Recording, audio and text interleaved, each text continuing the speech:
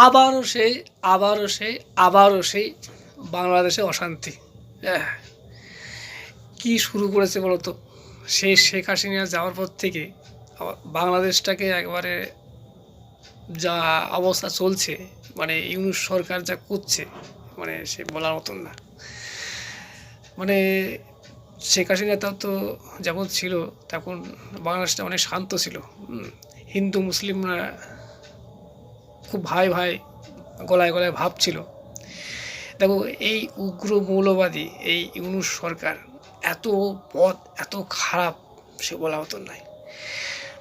এর মানে ধান্দায় হচ্ছে কি করবো, ভারতের সম্বন্ধে বাজে বাজে কথা বলবো, ভারত বিতর্ক মন্তব্য করব, আর এই উগ্র মৌলবাদীকে উত্তেজিত করব, আর জনগণকে সুস্থভাবে থাকতে দেবো না।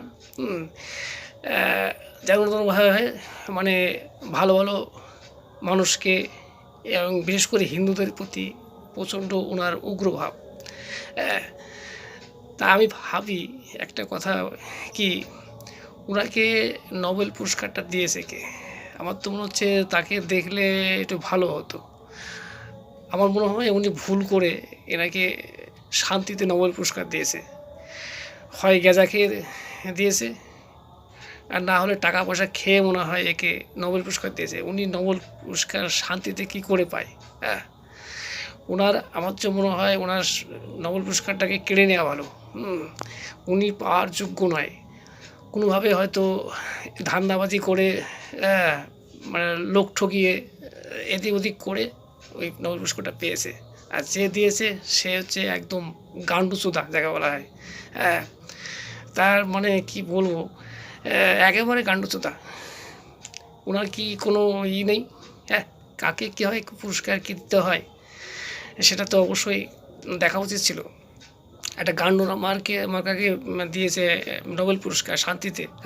তিনি তো অশান্তি পাকাচ্ছে সারা বাংলাদেশকে, বিশেষ করে হিন্দুদের থাকা খুব অসুবিধা হয়ে যাচ্ছে। ওনাকে অবিলম্বে ত্যাগ করা উচিত সরকার থেকে, এবং সারা বিশ্ব একজোট হয়ে ওনাকে একদম ওই সরকার থেকে বরখাস্ত করে জেলে পড়া উচিত। অনেকে কিছু মনে করো না। দেখো, দিন দিন পর এই যা হত্যা হচ্ছে, কি বাপি দাস নাকি হত্যা হয়েছে, খুব খারাপ লাগছে, কষ্ট লাগছে। উনি হিন্দু, এই কিছু কিছু উপরগুলো এরকম করছে। এই মৌলবাদীকে ধরে ধরে শুধু মারা দরকার, আর তাছাড়া উপায় নেই। সব মুসলিম খারাপ না, অনেক মুসলিম ভালো আছে।